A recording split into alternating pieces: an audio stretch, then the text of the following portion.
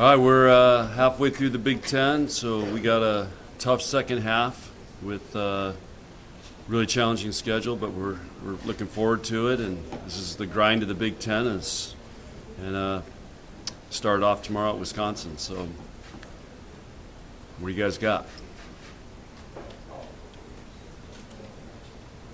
What is it about Wisconsin that kind of getting their team established the last couple of years? Well, they Sidney Helly and Dana Rettke for 5 years we had to deal with, which is tough. But they've got a lot of great players. They've done a really good job. They're always in the hunt. They've won 3 straight Big Ten championships. So right now we have to go on the hunt here. We're not protecting anything. So it's a great challenge for us. And but.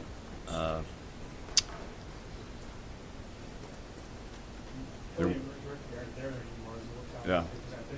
Well, they still have Robinson and Schmirk, who was the MVP of the Final Four, and they got one of the best transfers in Franklin from Michigan State. So it's it's a very talented team, and they have great coaching and tough environment. So again, it's a great challenge for us, and this is what you got to do in the Big Ten if you want to be in the hunt for a Big Ten championship. We got to go find a way to win. You guys run 6-2, Wisconsin runs 6-2.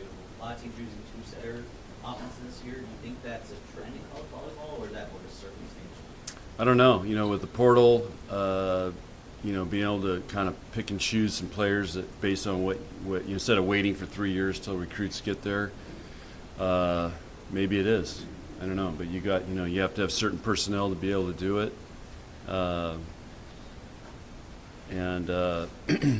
I'd much rather be in a one-setter offense, but this is what is best for us right now. And obviously Wisconsin's thought the same thing. Pittsburgh's doing the same thing. So there's advantages and disadvantages to both. So we'll see what shakes out. Does it make it easier to scout Wisconsin knowing that they run the same offense as you guys? No difference. John, what's your message to the girls before tomorrow's match? Do you play up the significance of it, or do you just let them go do their thing? It's another road match. We prepare like we do for every road match, and same message: trust your training, play with each other, for each other, and again, we're not protecting anything, rankings or positions in the Big Ten. No matter what happens Wednesday, we're still in first place in the Big Ten. So there's nothing to protect. We have to go for it. With Wisconsin, does it look like the biggest change is not having Rettke, not having Haley, or not having Barnes? Well, those guys were special players, and and somebody asked me why they were so successful. Well, they beat everybody for 5 years, so but those, they're still a great team, and they still got a ton of talent, and completely different system now. So it's every year's a new adventure, and teams change, and we're completely different than we were last year, and so that's what makes sports exciting, and we'll see how this shakes out. On paper, stat-wise, and everything, it should be a great match. John Madden called Fieldhouse a dungeon. Well, how would you characterize that facility? Well, I coached there for 7 years. I played hoops in there, coached there, saw a boxing match in there, saw wrestling, saw actually Coach Bennett played a can't remember if it was him or Stu Jackson was a coach. They played a retro basketball game when I was there in there. It was unreal. So it's a great venue, and they've obviously made a lot of upgrades since I was there. There was no air conditioning. We had issues with the humidity in the floor, but it's a fun building to play in. Is it a good court advantage? Is it a tough place to play? Yeah. Every place in the Big Ten's tough when they get 7,000 fans. So, but it's fun. Our players thrive on that because we're used to it. How are you keeping the team pulled up on another road trip? Finishing up at Wisconsin, Yeah, that's the art of coaching. How do you push them hard, keep them rested, keep them caught up on everything.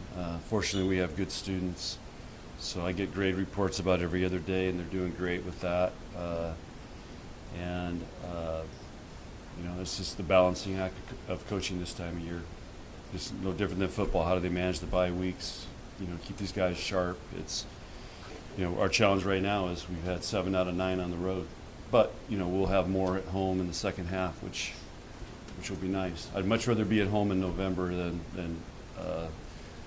on the road a bunch in November. Right in the middle is always a focus for you guys, but is it even more important against Wisconsin to open up the offense? We're always trying to open up the offense, so, but we're always trying to get better than that. So we tweak it every week. We tweak something. What's holding you back there? Well, our numbers are a lot better than they were last year, so I'm going to ask Trev for a bonus. Anything else for Coach? John, what's contributed to the 11-match winning streak? In those 11, there have been 9 that have been straight sets.